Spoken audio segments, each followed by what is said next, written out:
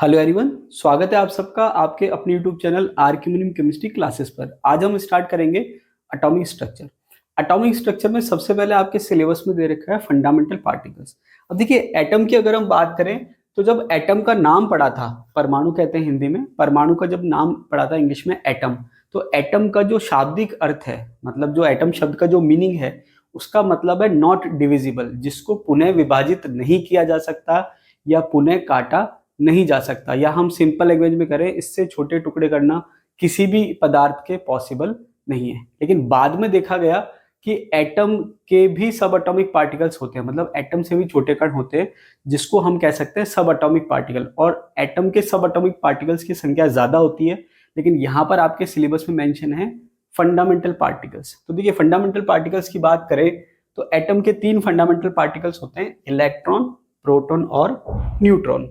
Electron, proton, neutron के बारे में हम एक एक करके देखते हैं। अब देखिए, यहाँ पर जो एग्जाम में क्वेश्चन पूछे जा सकते हैं वो क्या है, आप इलेक्ट्रॉन का चार्ज पूछा जा सकता है, इलेक्ट्रॉन, प्रोटॉन, न्यूट्रॉन का। इसके अलावा मास पूछा जा सकता है, या फिर किसने उसकी खोज करी ये पूछा जा सकता है। ठीक है, सबसे पहले बात करें चार्ज की।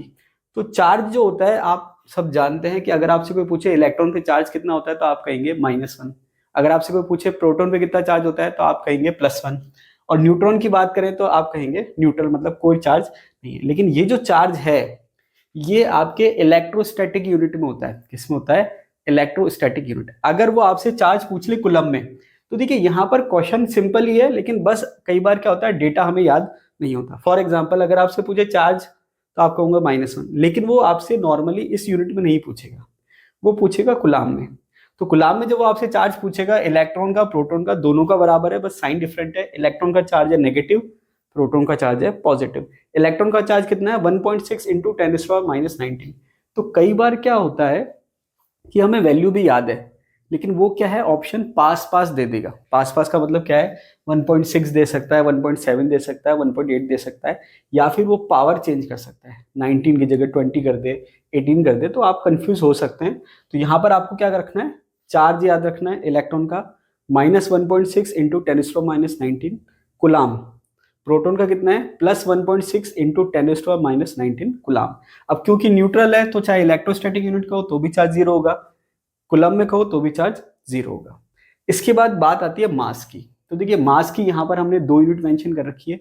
एक है एएमयू एटॉमिक मास यूनिट, और दूसरी है ग्राम में। और भी अगर आप चाहें तो किलोग्राम में भी कन्वर्ट कर सकते हैं, तो वो मैंने नहीं लिखी है, क्योंकि अगर आप 2 में याद करते हैं तो कई बार क्या होता है, कंफ्यूजन हो जाता है। एक में आप याद रखिए, दूसरे में आप कन्वर्ट कर सकते हैं। तो यहाँ पर अगर हम बात करें इलेक्ट्रॉन के चार्ज की, ठीक है, सॉरी, मास की, किसमें? एटॉमिक मास यूनिट में। तो एटॉमिक मास यूनिट जो है उसमें इलेक्ट्रॉन का जो मास है वो कितना है? 5.4858। चार्ज कितना है? -4। ये आपको ध्यान रखना है, ठीक है। अगर हम बात करें एएमयू में प्रोटॉन की, प्रोटॉन के मास की 1.007276। न्यूट्रॉन की बात करें तो 1.008664। अब देखिए, यहां पर आप देखेंगे कि जो मास है, नॉर्मली अगर आपसे पूछे कि हाइड्रोजन का मास कितना होता है तो हम कह देते हैं 1, ठीक है। अब हाइड्रोजन का मास 1 कह देते हैं, या फिर अगर आपसे कोई पूछे प्रोटॉन का मास कितना होता है तो प्रोटॉन का भी आप मास कहेंगे 1, या न्यूट्रॉन का पूछे तो वो भी कहेंगे 1। तो वो हम राउंड ऑफ में कह देते हैं। लेकिन अगर आप देखेंगे एएमयू में जो बात मास है प्रोटॉन का और न्यूट्रॉन का, ये एक्यूरेट 1 नहीं है। हालांकि राउंड ऑफ में 1 हो जाएगा, लेकिन एक्यूरेट में 1 नहीं है, क्योंकि यहाँ पर न्यूक्लियर केमिस्ट्री का फैक्टर बाइंडिंग एनर्जी काम आता है, तो वो उसके डिटेल में मैं नहीं जाऊंगा। तो आपको ध्यान रखना है, पॉइंटों में भी आपको ध्यान रखना है कि मास कितना है प्रोटॉन का और न्यूट्रॉन का। अब ये है तो छोटी सी चीज, अब ये सिंपल डेटा है। अब देखिए, होता क्या है कि आप जब ये टॉपिक स्टार्ट करेंगे, जब आप ये टॉपिक देखेंगे तो आपके माइंड में एक ख्याल आएगा कि ये तो बहुत ईजी टॉपिक है, ये तो हमको पढ़ने की जरूरत नहीं है, हम तो टिपिकल टॉपिक पढ़ेंगे। लेकिन कई बार जब एग्जाम में क्वेश्चन आता है तो वहां हमसे सॉल्व नहीं हो पाता, क्योंकि हम चीजों को लाइटली ले लेते हैं। तो आपको क्या है, चीजों को लाइटली नहीं लेना है। अभी देखिए, सिंपल सा है, प्रोटॉन का मास। अब या मान लीजिए अगर ये यूनिट आपने नहीं पढ़ी होती तो आपको केवल ये ध्यान होता है कि प्रोटॉन का मास और न्यूट्रॉन का मास 1 होता है।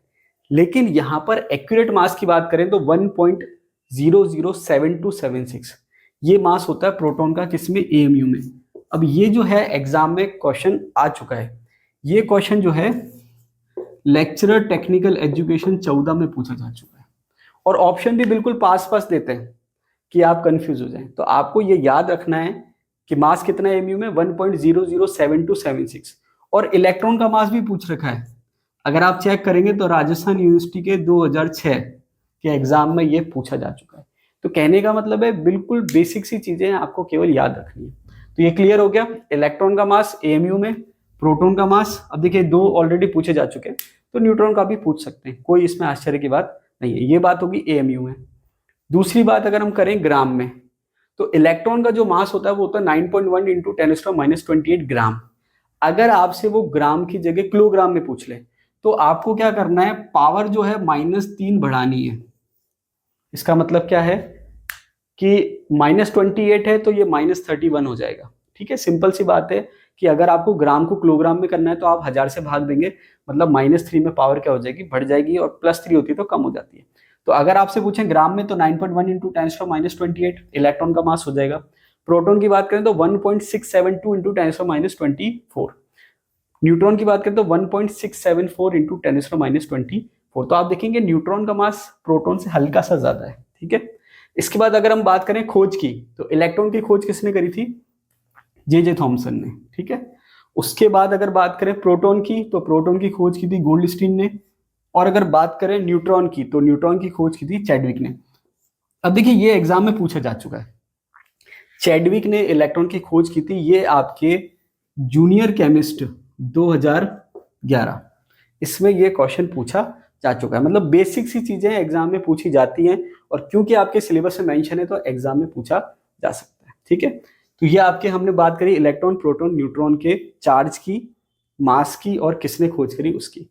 इसके अलावा अगर बात करें, ये देखिए हालांकि ये पॉइंट न्यूक्लियर केमिस्ट्री से रिलेटेड है, लेकिन क्योंकि फंडामेंटल पार्टिकल मेंशन है तो एग्जाम में पूछ सकते हैं। क्या दे रखा है यहाँ पर, फ्री न्यूट्रॉन जो होता है वो स्टेबल नहीं होता है, अनस्टेबल होता है। फ्री न्यूट्रॉन का मतलब कि वो प्रोटॉन के साथ न्यूक्लियस में नहीं है। आपको पता है कि एटॉमिक स्ट्रक्चर में हम बात करें तो सेंटर में न्यूक्लियस होता है, और न्यूक्लियस में क्या होते हैं, न्यूट्रॉन और प्रोटॉन, और इलेक्ट्रॉन होते हैं बाहर की तरफ।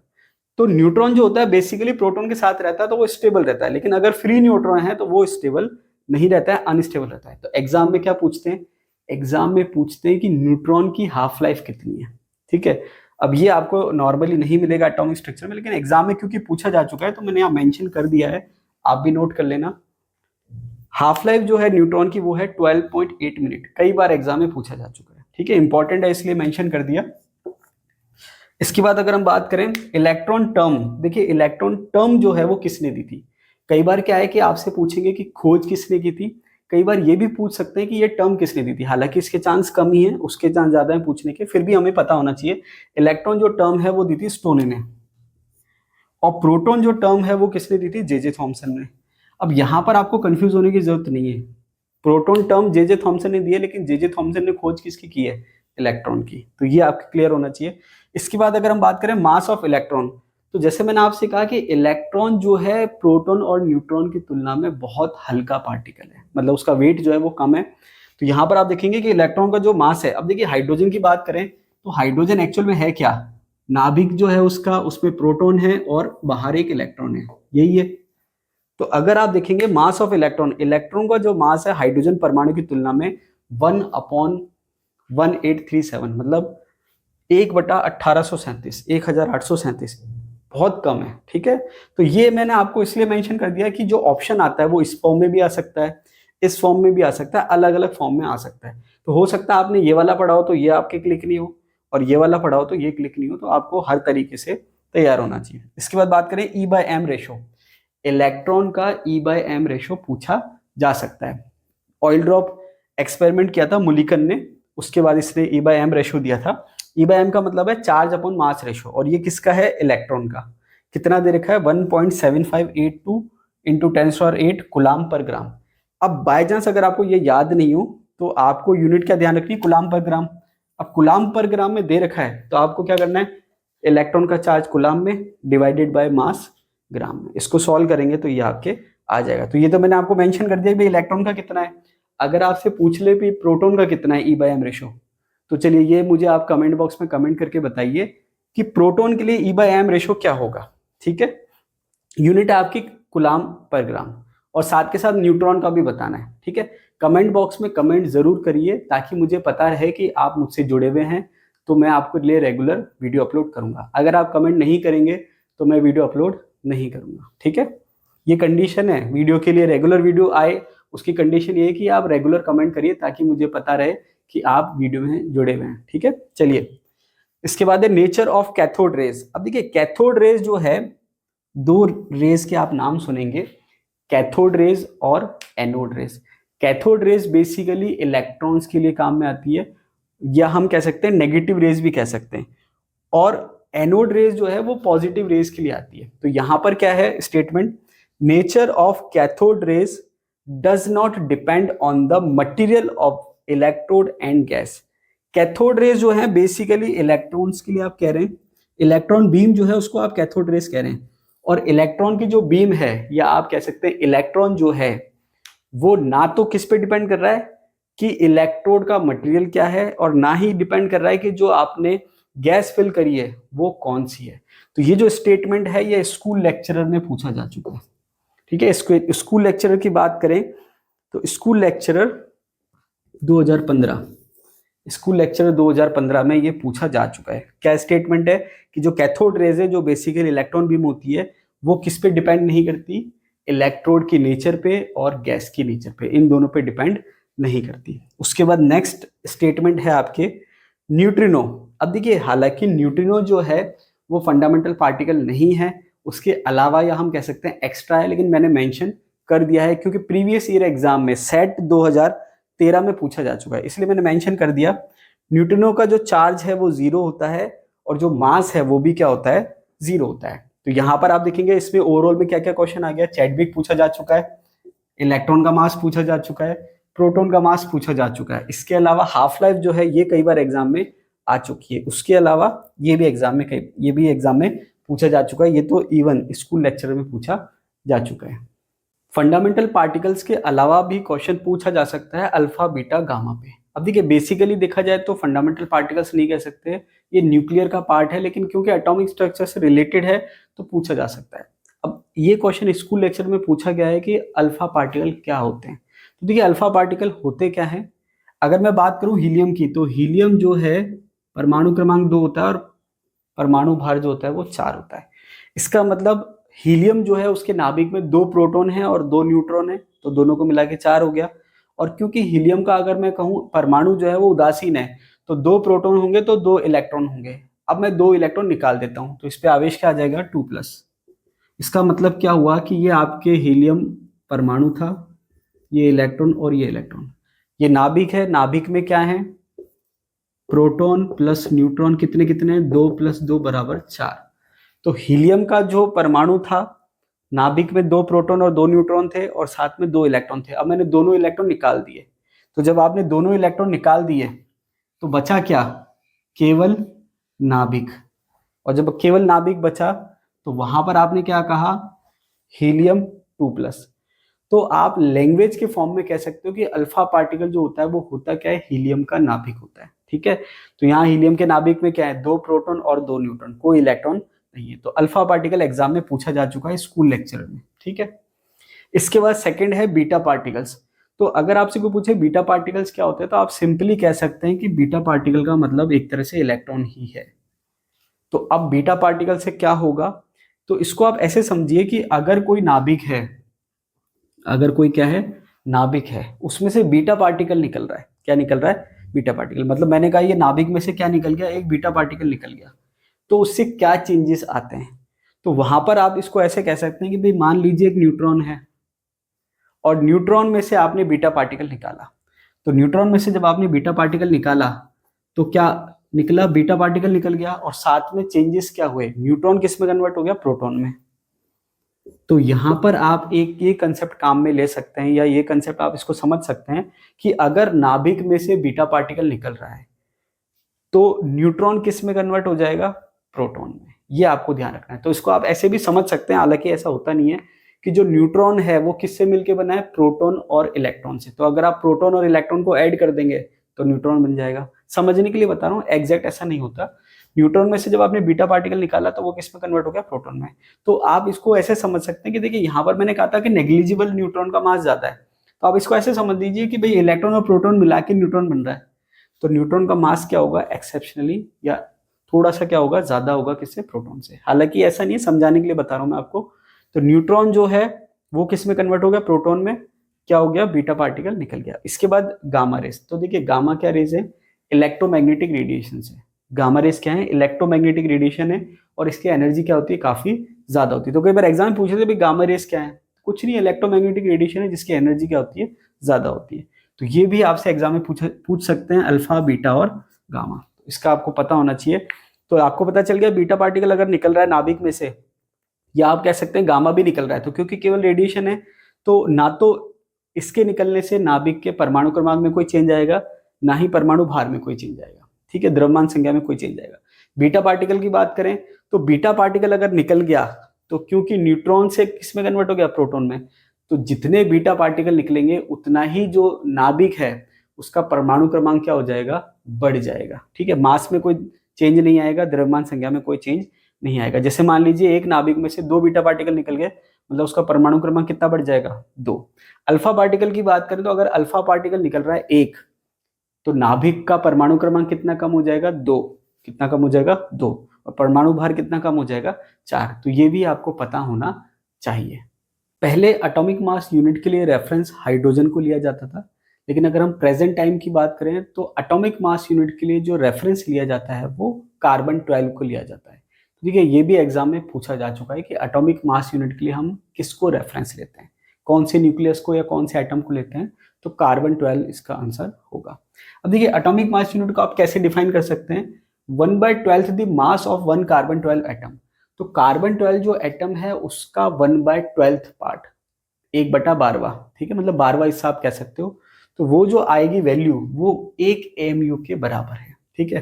तो आप इसको कैसे मेंशन कर सकते हो मैथमेटिकली, 1/12 द मास ऑफ, तो यह मास कितना है, 12 डिवाइडेड बाय 6.02 इंटू 10⁻23। तो ये आएगा आपके 1.67 इंटू 10⁻24 ग्राम। तो देखिए 1 AMU के लिए क्वेश्चन ऐसे ही पूछा जा सकता है, रेफरेंस क्या है, रेफरेंस है कार्बन 12।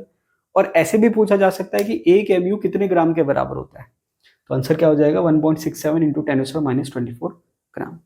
इसके बाद आगे बात करें न्यूक्लियस की, तो न्यूक्लियस जो है, न्यूक्लियस की खोज किसने की थी, रदरफोर्ड ने, ये आप सब जानते हैं, ठीक है, discovered by Rutherford. Nuclear radius, अब यहाँ पर क्या है कि कई बार हमको डायमेंशन याद नहीं रहते, लेकिन ये आपको सबको पता है कि भाई न्यूक्लियस होता है एटम के केंद्र में या सेंटर में, नाभिक होता है न्यूक्लियस। न्यूक्लियस में क्या होते हैं, न्यूट्रॉन और प्रोटॉन, ठीक है, इन दोनों को कंबाइंडली हम न्यूक्लियॉन्स भी कहते हैं। अब रेडियस की बात करें तो न्यूक्लियस की जो रेडियस की जो रेंज होती है वो होती है 10⁻13। इसको मीटर में अगर आप कन्वर्ट करेंगे तो -15 हो जाएगा, ठीक है। देखिए यहाँ पर इसको मैं ऐसे भी कह सकता हूँ, और 10⁻15 मीटर। 10⁻15 मीटर को और क्या हम कह सकते हैं, और कौन सी यूनिट में कन्वर्ट कर सकते हैं, तो यहाँ पर जैसे सेंटीमीटर है, यहाँ पर मैंने लिया मीटर, तो यहाँ पर आप इसको ऐसे भी कह सकते हैं जैसे 10⁻10 मीटर होता है, 10⁻10 मीटर, उसको आप कहते हो एंगस्ट्रॉम, ठीक है। 10⁻12 मीटर होता है, उसको आप कहते हो पिकोमीटर। ऐसे 10⁻15 मीटर को भी कुछ कहते हैं, ये मुझे आप कमेंट बॉक्स में कमेंट करके बताइए कि 10⁻15 होगा तो उसको क्या कहेंगे। तो कहने का मतलब ये है कि जो न्यूक्लियर की जो रेडियस की जो रेंज है 10⁻13 सेंटीमीटर आप कह सकते हो, या 10⁻15 मीटर कह सकते हो। और 10⁻15 मीटर के लिए हम कौन सी यूनिट काम में लेते हैं वो आप मुझे बताइए कमेंट बॉक्स में कमेंट करके। रेडियस की बात करें एटॉमिक रेडियस की, तो वो है 10⁻8। तो अगर आप इसका रेशियो लेंगे एटॉमिक रेडियस का और न्यूक्लियर रेडियस का, तो एटॉमिक रेडियस जो है 10⁻5 टाइम्स ज्यादा है, मतलब एटम का जो साइज है वो न्यूक्लियस के साइज से 10⁵ गुना ज्यादा है, ठीक है, ये आपको ध्यान रखना है। क्योंकि हालांकि ये डायरेक्ट आपका पढ़ा हुआ नहीं है, लेकिन डायरेक्ट पढ़ा हुआ नहीं होगा, आपसे पूछ ले भाई न्यूक्लियस से कितना गुना बड़ा है, तो आप निकाल सकते हैं। इसके बाद ये फॉर्मूला इंपॉर्टेंट है, फॉर्मूला क्या है, R = R0 A⁻1/3। अब यहाँ पर A जो है वो है मास नंबर, A क्या है, मास नंबर, ये आपको ध्यान रखना है। R क्या है, रेडियस ऑफ न्यूक्लियस, एटम की बात नहीं हो रही है, R क्या है, रेडियस ऑफ न्यूक्लियस, ये आपको ध्यान रखना है। A क्या है, मास नंबर। अब देखिए इस फॉर्मूले पे बेस्ड अगर आप चेक करेंगे तो नेट में भी कई बार क्वेश्चन पूछे जा चुके हैं, तो यहाँ पर ये इंपॉर्टेंट फॉर्मूला है, आरपीएससी ने भी क्वेश्चन पूछ रखे हैं इस पे। तो देखिए ये आपको क्या ध्यान रखना है कि R0 जो है जो कि एक कांस्टेंट है। आर क्या है, radius of nucleus, R naught constant है, ए क्या है, मास नंबर, पावर क्या है 1/3। तो आर नॉट कांस्टेंट है जिसकी वैल्यू कितनी है 1.4 इंटू 10⁻13 सेंटीमीटर। ये आपको याद रखनी है वैल्यू, ठीक है। क्या वैल्यू है 1.4 इंटू 10⁻13 सेंटीमीटर। ये वो आपको न्यूमेरिकल में नहीं देगा, ठीक है। वो डायरेक्ट क्या कहेगा कि कोई न्यूक्लियस है जिसका मास नंबर इतना है, तो बताइए उसकी रेडियस कितनी होगी। तो वहां पर आप क्या करेंगे, R equals to R naught A की पावर 1/3। अब ए जो देगा वो इस फॉर्म में देगा कि उसको आप आसानी से सॉल्व कर सकें। या तो वो 8 देगा, तो 8 को सॉल्व करेंगे 1/3 तो 2 आ जाएगा, या फिर वो देगा 27 जिसको सॉल्व करेंगे तो 3 आ जाएगा। तो फिर आपको क्या करना है, सीधे सीधे आर नॉट से क्या करना है, मल्टीप्लाई करना है, ठीक है। तो आर नॉट आपको याद होना चाहिए, ए की बार 1/3 है, वो आपको पता होना चाहिए कि कैसे सॉल्व करना है। या फिर कई बार क्या कहता है कि भाई एक न्यूक्लियस जो है वो इतना है उसका मास नंबर, दूसरे न्यूक्लियस का मास नंबर इतना है, तो बताओ रेडियस कितनी होगी। दोनों में कंपैरिजन करेगा। तो वहां पर आपको क्या ध्यान रखना है कि ये फॉर्मूला है, अगर मैं कंपेयर करूंगा तो कंपैरिजन का फॉर्मूला क्या आएगा, R2/R1 equals to A2/A1, sorry A2/A1 की पावर 1/3, ये हो जाएगा आपके। तो अगर आपको दो न्यूक्लियस दे रखे हैं और दोनों का मास नंबर दे रखा है तो वो कंपेयर करेगा भाई रेडियस कितने गुना है, तो ये फॉर्मूला लग जाएगा सीधा सीधा, R2/R1 इक्वल्स टू A2/A1 की पावर 1/3। इसको सॉल्व कर लीजिए, आंसर आ जाएगा, ठीक है। एक ये याद रखना है और एक आपको ये ध्यान रखना है, इससे रिलेटेड क्वेश्चन आपको मिल जाएंगे। इसके बाद है एटॉमिक नंबर। एटॉमिक नंबर आप सब जानते ही हैं कि प्रोटॉन की संख्या को एटॉमिक नंबर कहते हैं, कि भाई एक कोई परमाणु है उसके नाभिक में कितने प्रोटॉन प्रेजेंट है, वही क्या होता है एटॉमिक नंबर, या परमाणु संख्या भी कहते हैं, ठीक है। जेड से रिप्रेजेंट करते हैं, मोजले ने दिया था, किसने दिया था, मोजले ने, नंबर ऑफ प्रोटॉन्स।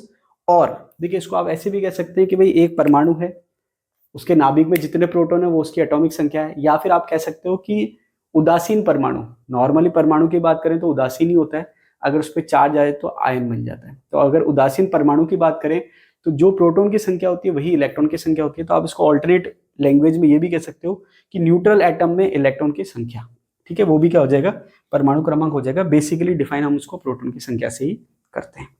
इसके बाद बात करें मास नंबर की, तो देखिए मास नंबर जो है, एक होता है एटॉमिक वेट, एक होता है मास नंबर, दोनों में डिफरेंस है, दोनों सेम नहीं होते। अभी ये थोड़ी देर बाद हम डिस्कस करेंगे। एटॉमिक वेट जो है वो पॉइंटों में आता है, लेकिन मास नंबर जो है पॉइंट्स में नहीं आता। जैसे फॉर एग्जांपल क्लोरीन की बात करें तो क्लोरीन जो है उसका जो एटॉमिक वेट है, परमाणु भार जो है वो होता है 35.5, ठीक है। कहने का मतलब ये है जो एटॉमिक वेट होता है वो पॉइंट्स में आ सकता है, लेकिन जो मास नंबर है वो पॉइंट में नहीं आता, ठीक है। वो इंटीजर नंबर, मतलब 1 2 3 4 5 6 7 8 9 10 इस फॉर्म में आएगा, पॉइंट्स में, डेसिबल में नहीं आएगा, ठीक है।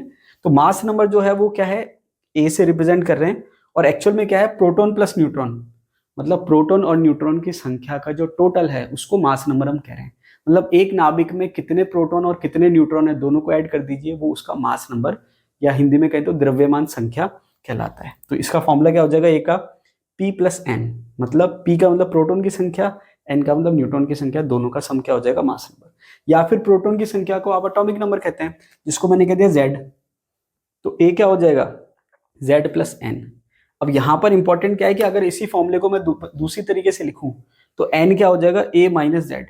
मतलब अगर आपसे कोई पूछे कि न्यूट्रॉन की संख्या कितनी है, तो वहां पर आप क्या कहेंगे, mass number minus number of protons, या फिर mass number minus atomic number, वो क्या हो जाएगा, न्यूट्रॉन की संख्या आ जाएगी। देखिए यहाँ पर एग्जाम में अगर क्वेश्चंस की बात करें तो मैक्सिमम क्वेश्चन न्यूट्रॉन्स पे पूछे गए हैं, कि न्यूट्रॉन की संख्या इतनी हो जाएगी, इतनी हो जाएगी, इसमें न्यूट्रॉन की संख्या कितनी होगी, रेशियो क्या होगा, इस टाइप से काफी क्वेश्चन है। तो ये फॉर्मूला अपने आप में इंपॉर्टेंट है, ठीक है। उसके बाद रिप्रेजेंटेशन की बात करें तो रिप्रेजेंटेशन जो है हम कैसे करते हैं एटम का, एक्स दो तरीके से कर सकते हैं, यहाँ पर नीचे यहाँ पर Z लिख दिया, यहाँ पर A, इसका मतलब ये आपका एलिमेंट हो गया। यहाँ पर आपने क्या लिख दिया, एटॉमिक नंबर, यहाँ पे क्या लिख दिया, मास नंबर। या फिर दोनों लेफ्ट साइड लिख सकते हैं, X यहाँ पर आपने लिख दिया Z, यहाँ पर आपने लिख दिया A, मतलब एटॉमिक नंबर और मास नंबर। एग्जाम्पल की बात करें तो Fe आयरन है, आप जानते हैं, 26 और 56। तो देखिए ये क्वेश्चन एग्जाम में पूछा जा चुका है, सेकेंड ग्रेड 2018, इसमें पूछा जा चुका है। क्या पूछा जा चुका है कि आयरन 56 है, नीचे लिखा हुआ है 26, आयरन, मतलब ये एज इट इज सिंबल दे रखा है आयरन, नीचे 26 और ऊपर 56। सेकेंड ग्रेड 2018 में पूछा जा चुका है, क्या पूछा जा चुका है, न्यूट्रॉन की संख्या बता दो भाई कितनी है। सिंपल है, ये फॉर्मूला आपको काम में लेना है। तो न्यूट्रॉन की संख्या कितनी आएगी इसकी, मुझे कमेंट बॉक्स में कमेंट करके बताइए। एक क्वेश्चन और मैं बता देता हूं आपको कि यहां पर मान लीजिए ये फॉर्मूला है A = P+N। अब यहां पर मैं आपसे कहूं कि भाई ऐसा कोई न्यूक्लियस है जिसमें न्यूट्रॉन की संख्या 0 है, क्या है, न्यूट्रॉन की संख्या 0। तो यहाँ पर ये फॉर्मूला A = Z+N, न्यूट्रॉन की संख्या 0 हो गई। तो अब ये क्वेश्चन RS 2007 में पूछा गया था कि अगर किसी परमाणु के नाभिक में न्यूट्रॉन की संख्या 0 हो जाए तो उसके परमाणु क्रमांक में और द्रव्यमान संख्या या परमाणु भार भी आप कह सकते हैं, उसमें क्या रिलेशन होगा। बात समझ आ रही है। ये क्वेश्चन 2007 में पूछा था RS 2007 में कि अगर किसी नाभिक में न्यूट्रॉन की संख्या 0 हो जाए या न्यूट्रॉन ना हो, केवल प्रोटॉन हो, तो परमाणु क्रमांक में और द्रव्यमान संख्या में क्या रिलेशन होगा। ये भी मुझे आप कमेंट बॉक्स में कमेंट करके बताइए कि भाई क्या रिलेशन होगा।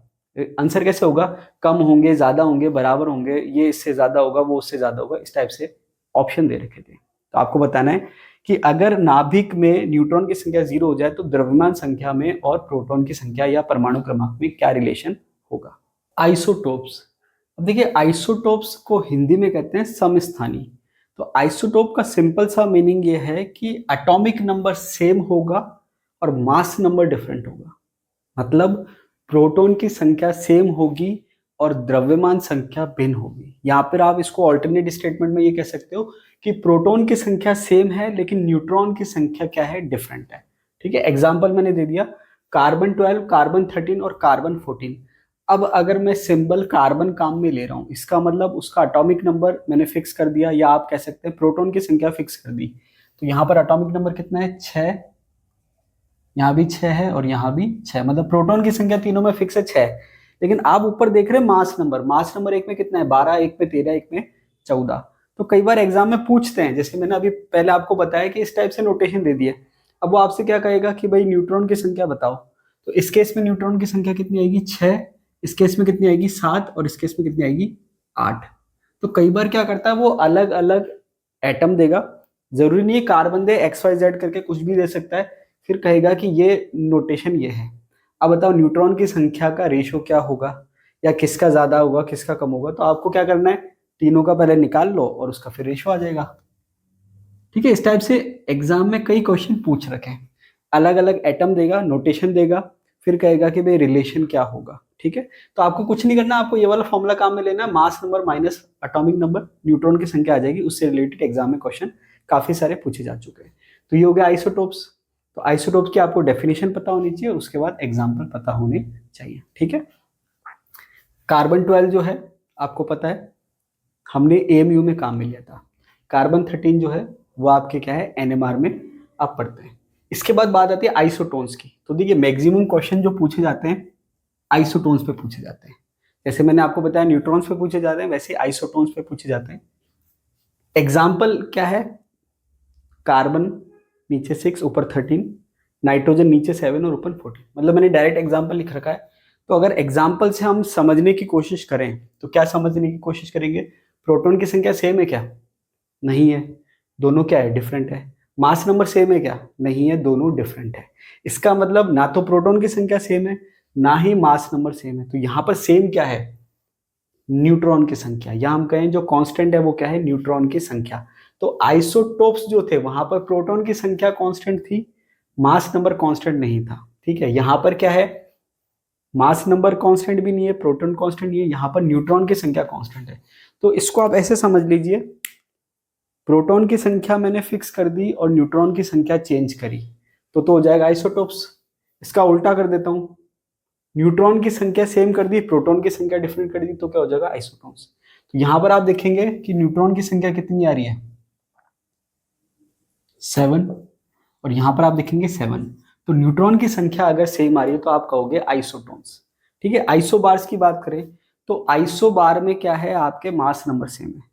अब मास नंबर सेम होगा तो न्यूट्रॉन और प्रोटॉन दोनों डिफरेंट हो जाएंगे, क्योंकि अगर आप प्रोटॉन सेम रखोगे तो न्यूट्रॉन को सेम रखना ही पड़ेगा मास नंबर के लिए, तो फिर सभी चीज सेम हो जाएगी, तो फिर सेम एलिमेंट आ जाएगा। ठीक है, आइसोबार्स का मतलब मास नंबर सेम है, 3 और 3। एग्जाम्पल ले रखा पर्टिकुलर एक और दो, मतलब यहाँ पर प्रोटॉन की संख्या कितनी है, एक, प्रोटॉन की संख्या कितनी है, दो, दोनों डिफरेंट है।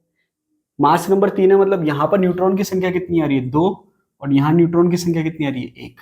तो कहने का मतलब ये है कि जब आपको आइसोबार्स का एग्जाम्पल देखना है तो वहां पर ना तो एटॉमिक नंबर सेम होगा, ना मास नंबर तो सेम होगा, ना तो प्रोटॉन की संख्या सेम होगी, ना ही न्यूट्रॉन की संख्या सेम होगी। दोनों डिफरेंट होंगे तभी मास नंबर सेम आएगा। क्लियर है?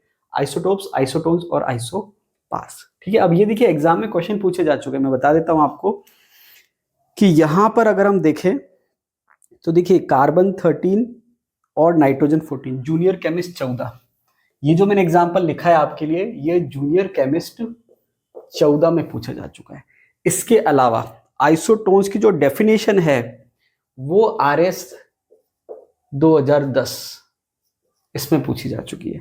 तो यहाँ पर आइसोटोन्स की डेफिनेशन पूछी जा चुकी है RS 2010, और ये जो एग्जाम्पल मैंने लिखा है ये जूनियर केमिस्ट 14 में पूछा जा चुका है। उसके अलावा आइसोबार्स की अगर बात करें, ये आपके आइसोबार जो है आपके राजस्थान यूनिवर्सिटी 2013 इसमें पूछा जा चुका है। तो कहने का मतलब ये है सब पे एग्जाम में क्वेश्चन पूछे जा चुके हैं। ये मैं आपको इसलिए बता रहा हूं, तब आप प्रीवियस ईयर के पेपर चेक करेंगे तो आपको एग्जाम्पल मिल जाएंगे। तो एग्जाम में क्या क्या पूछा जाता है वही मैं आपको यहाँ पर पढ़ा रहा हूँ। ठीक है, नेक्स्ट अगर हम बात करें एवरेज एटॉमिक मास। अभी देखिए थोड़ी देर पहले मैंने आपसे कहा था कि मास नंबर जो होता है वो इंटीजर में होता है, मतलब डेसिमल में नहीं होता, लेकिन जो एटॉमिक मास होता है वो फ्रैक्शन में होता है, डेसिमल में होता है। अब दोनों में डिफरेंस क्या है? तो देखिए जब हम एटॉमिक मास लिखते हैं, या सॉरी एटॉमिक वेट लिखते हैं या एटॉमिक मास लिखते हैं, तो वहां पर एवरेज का कंसेप्ट चलता है। किसका कंसेप्ट चलता है? एवरेज का। लेकिन जब मैं मास नंबर कह रहा हूं तो वो पर्टिकुलर एक आइसोटोप की बात हो रही है। कहने का मतलब क्या है कि अगर मैं कह रहा हूं कार्बन 12, तो ये पर्टिकुलर कार्बन 12 की बात हो रही है, मतलब मास नंबर कितना है? 12, कार्बन 12 की बात हो रही है। लेकिन अगर मैं लिख रहा हूँ कार्बन 13, तो यहाँ पर मास नंबर 13 आ रहा है, मतलब ये अलग है। तो जब हम मास नंबर की बात करते हैं तो हम अलग अलग आइसोटोप की बात करते हैं, सबको मिलाकर एक साथ एवरेज की बात नहीं करते। लेकिन जब हम एटॉमिक वेट कहते हैं या एटॉमिक मास कहते हैं तो वहां पर एवरेज का कंसेप्ट चलता है। अब एवरेज कैसे निकालते हैं? एग्जांपल से, पहले तो फॉर्मूला देखते हैं फिर एग्जांपल से समझेंगे। Mass of one isotope into percentage abundance. अब देखिए परसेंटेज अबंडेंस क्या होता है वो पहले देख लेते हैं। यहां पर लिखा हुआ है परसेंटेज अबंडेंस या परसेंट अबंडेंस आप कह सकते हो ऑफ आइसोटोप, कि किसी भी एक आइसोटोप की परसेंटेज अबंडेंस क्या होती है। उसका फॉर्मूला क्या है? Number of atoms of given isotope, जिसका भी आपको परसेंटेज अबंडेंस निकालना है, divided by total number of atoms of all isotopes into 100%। इसको आप ऐसे समझिए कि मैंने एक सैंपल लिया, अभी क्लोरीन का एग्जांपल आएगा, मैंने क्लोरीन लिया, मान लीजिए मैंने 1000 एटम ले लिए क्लोरीन के। ठीक है, सैंपल बड़ा होना चाहिए तब तो आपके सही आएगा परसेंटेज अबंडेंस। एग्जांपल के लिए मैंने 1000 एटम ले लिए क्लोरीन के, उसमें आपके दो आइसोटोप्स हैं 35 और 37। तो मुझे 35 का परसेंटेज अबंडेंस चेक करना है। यहाँ तो मैंने लिखा हुआ है, यहाँ तो क्या है, मैंने लिखा हुआ है कि कितना परसेंटेज अबंडेंस है। मान लीजिए मुझे नहीं पता होता नेचर में कितना है, मुझे निकालना होता, तो मैंने क्या देखा कि मैंने 1000 एटम्स का सैंपल लिया, तो मैंने 1000 नीचे लिख दिया। क्यों? Total number of atoms of all isotopes नीचे आ गया 1000। अब मैंने देखा उसमें से क्लोरीन के कितने हैं, क्लोरीन के कितने हैं, तो मैंने ये देखा कि जो क्लोरीन के जो नंबर ऑफ एटम्स हैं 35 वाले वो है 750। ठीक है, इंटू 100 कर देता हूं, मतलब मैंने ये चेक करा कि भाई 1000 एटम्स अगर मैंने लिए हैं क्लोरीन के, तो उसमें से 35 वाले कितने, मैंने माना, मतलब मैंने देखा कि 750 है। तो परसेंटेज निकालेंगे, तो यहां पर परसेंटेज अबंडेंस कितना आ गया? 75%। ऐसे ही जब आप क्लोरीन 37 के निकालोगे तो वो कितना आ जाएगा? 250 डिवाइडेड बाई 1000 इंटू 100, ये आ जाएगा आपके 25%। तो ये आपके परसेंटेज अबंडेंस निकालने का तरीका है या फॉर्मूला है। तो परसेंटेज अबंडेंस कुछ नहीं है, वो आपको ये बताता है कि अगर आप सैंपल में 100 एटम लेते हैं तो जिसका आप परसेंटेज अबंडेंस निकालना चाह रहे हैं, जैसे 35 का, तो उसके एटम कितने हैं। तो हमने क्या देखा, नेचर में कितने हैं 75, और 37 के कितने 25। ठीक है, तो ये हमने देख लिया परसेंटेज अबंडेंस। अब परसेंटेज अबंडेंस के बाद वापस से हम जाते हैं एवरेज एटॉमिक मास के फॉर्मूले पर। एवरेज एटॉमिक मास के फॉर्मूले पे जाएंगे तो मास ऑफ वन आइसोटोप, जैसे मान लीजिए 35 की बात हो रही है, क्लोरीन 35 की, तो उसकी बात होगी mass of one isotope into percentage abundance plus mass of second isotope into percentage abundance divided by 100। इसको हम दोनों को सेपरेट भी कर सकते हैं, mass of one isotope into percentage abundance divided by 100 plus mass of second isotope into percentage abundance divided by 100।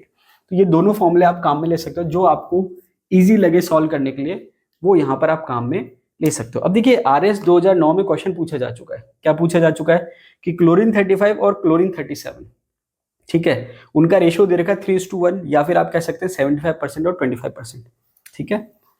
RAS 2009 पूछा जा चुका है कि इसका एवरेज एटॉमिक मास कितना होगा। तो देखिए एवरेज एटॉमिक मास अगर आपको निकालना है तो कुछ नहीं करना है, ये फॉर्मूला दे रखा है, फॉर्मूले में अप्लाई करते हैं, सॉल्व करते हैं। मास ऑफ वन आइसोटोप कितना है 35, लिख देता हूं, इनटू परसेंटेज अबंडेंस कितनी है 75, ये लिख दिया, डिवाइडेड बाय 100। उसके बाद क्या है plus mass of second isotope कितना है 37, इनटू परसेंटेज अबंडेंस कितनी है 25%, ठीक है, 25% आपने लिख दिया। उसके बाद हमने क्या करा, डिवाइडेड बाय 100, इसको सॉल्व करना है। तो मैंने क्या करा 25 इंटू 3, 25 इंटू 4, 25 थी 75, 25 चौक 100, ठीक है, ये हो गया आपके 25, ये हो गया 4। इसको सिंपल फॉर्म में लिखें तो ये हो जाएगा 35 into 3 divided by 4 plus 37 divided by 4। इसको आप और सॉल्व कर लीजिए, इसको आप सॉल्व करेंगे, ये हो जाएगा 105/4 प्लस 37 डिवाइडेड बाय 4, ठीक है, और ये फाइनली हो जाएगा 142 डिवाइडेड बाय 4। अब इसको सॉल्व करके आप मुझे बताइए कि इसका फाइनल एवरेज एटॉमिक मास क्या होगा। अब देखिए कैलकुलेशन का पार्ट है, ये मैंने करके बता दिया, हालांकि आपको प्रैक्टिस करनी चाहिए। और एक चीज का आप ध्यान रखिए, जब आप न्यूमेरिकल की प्रैक्टिस करें तो कृपया कैलकुलेटर लेके ना बैठें। उससे क्या होता है कि आपकी प्रैक्टिस जो है ढंग से नहीं हो पाती, एग्जाम में आपको कैलकुलेटर नहीं मिलता है, ठीक है। तो इसका फाइनल आंसर क्या होगा वो आप मुझे कमेंट बॉक्स में कमेंट करके बताइए। ये एग्जाम में RS 2009 में पूछा जा चुका है, ठीक है। तो यहां तक हमने देखा एटॉमिक स्ट्रक्चर में हमने क्या क्या पढ़ लिया, फंडामेंटल पार्टिकल्स पढ़ लिए, न्यूक्लियस क्या होता है, एटॉमिक मास क्या होता है, मास नंबर क्या होता है, आइसोटोप्स क्या होता है, isotones, isobars, average atomic mass, ये हमने पढ़ लिया, ठीक है। तो आज के लिए इतना ही, मिलते हैं नेक्स्ट वीडियो में, तब तक के लिए धन्यवाद।